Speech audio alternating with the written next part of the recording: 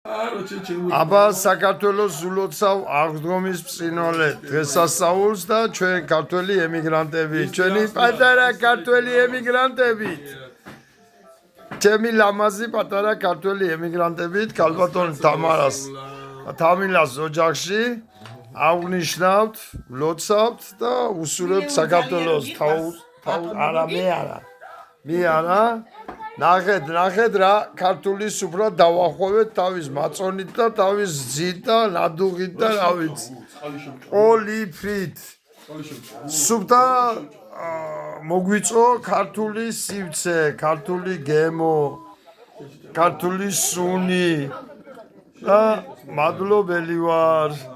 ასე აღნიშნეთ ემიგრანტმა ქართველებმა აღდგომის ბრწყინვალე დღესასწაული. გილოცავთ სულ მალე მენახოს საქართველოს თავისუფალი და მალე მენახოს ქართველი ემიგრანტები საქართველოში. ქრისტიანს გა მეგობრებო, ქრისტიანს გა გაიხარეთ.